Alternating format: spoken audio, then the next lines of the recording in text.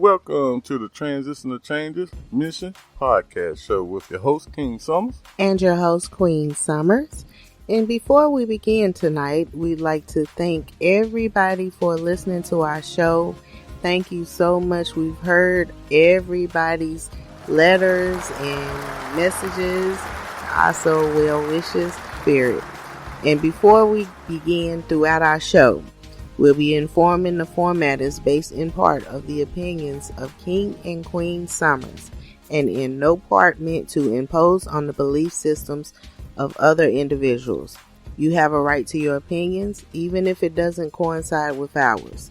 And we welcome you to be a part of the conversation by writing to us at tcmissionspeaks@gmail.com. So we are about to dive into a hot topic, vaccine.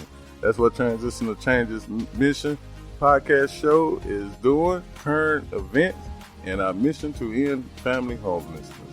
But the current event that is surrounding everybody right now is the vaccine. That's right. And in Steven Spielberg's 2002 sci-fi film Minority Report, a special police agency called Pre-Crime nabs suspects before they ever commit an offense. No trial is necessary because the crime is seen as an infallible prediction of the future and thus a matter of fact.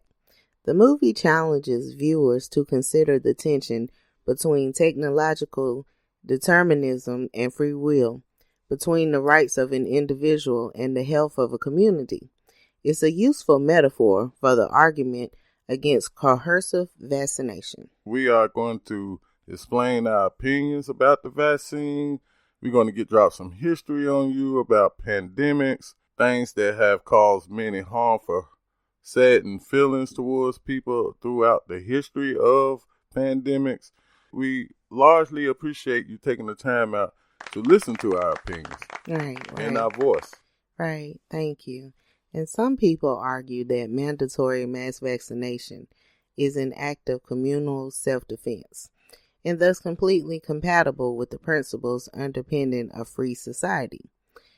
Unless people are forcibly immunized, they will endanger the life and health of innocent bystanders, goes the argument. But such a position requires a level of precognition we haven't yet attained. Not everyone who is vaccinated against a microbe develops immunity to that microbe. Conversely, some unvaccinated people never become infected. Some people have inborn natural immunity against certain viruses and other microorganisms. Central Africans born with the sickle cell trait provide a classic example of such inborn immunity. Their sickle-shaped red blood cells are inhospitable to the mosquito-borne parasite that causes malaria. Other people are just lucky and never get exposed to a contagious microbe. Just like not every pregnant woman who drinks alcohol or smokes tobacco passes on a malady or disability to her newborn baby. Not every pregnant woman infected with a virus or other microbe passes on the infection to her fetus, nor are all such babies born with birth defects. And like what Queen Summers is explaining, I'm going to elaborate a little bit more into what I feel like will come to a full circle. I will always promote what I am about to explain throughout this episode to lead to, hopefully, and praying that people be influenced to tackle it or try to attain this. One thing that we have been promoting throughout this podcast show, if you notice, is positivity. That's right. Now, with positivity, that is going to lead up to my ending scenario of what is about this vaccine. But before I get into that, I want to bring the audience into this with a couple of questions and a couple of celebrations. We are in a new year. Again. Yay! Happy New Year. We still celebrating. If people could remember the ending of 2019 and coming into 2020, that's what I'm about to reflect on, to just remind people of the feeling of feeling good and things starting to change.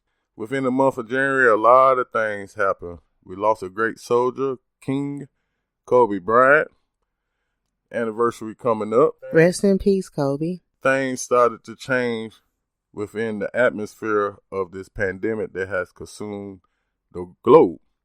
So I said all that to ask questions to some people to help them remind the feelings and emotions that was going on at that time. At the same time, I'm going to go into the history of what I have learned quickly about the history of vaccines and pandemics. Also, prayers go out to Dr. Dre. He is in intensive care. He had a brain aneurysm, and he is in Transitional Changes Mission prayers tonight.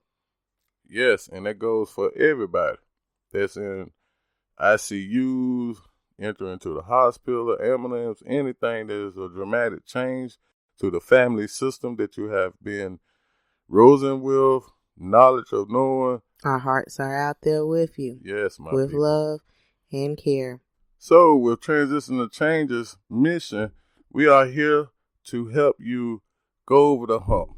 Yes, dramatic change has came, but change is good. Not in the sorrow or the grieving of a loved one being gone, but you are still having a great purpose, and Transitional Changes Mission has a purpose with you. With that, I'm going to ask you some questions leading up to where we are in the current event of the vaccine. And you can write to us at tcmissionspeaks@gmail.com and let us know what you think. So my first question is, how do you feel about the vaccine? How do you feel about it? Before I get into my answer of it, I'm going to give you some history from what I have did a quick learning on. I'm not a historian type of person or a pandemic study or a scientist, but what I have came up with the history of it, it shows similar, which is a lot of promotion been going on about it, but maybe people haven't been paying attention. And I'm saying this to influence you, to help me, help yourself, help your family, and tell everybody about the history. Because the past is the knowledge to the future. You have to have the knowledge of the past to get to the present day and the future. Past of this pandemic is not brand new to the globe. Right. And I feel like my personal opinion about the vaccine is not for anybody else, because we've all had knowledge of the vaccines now for a couple months.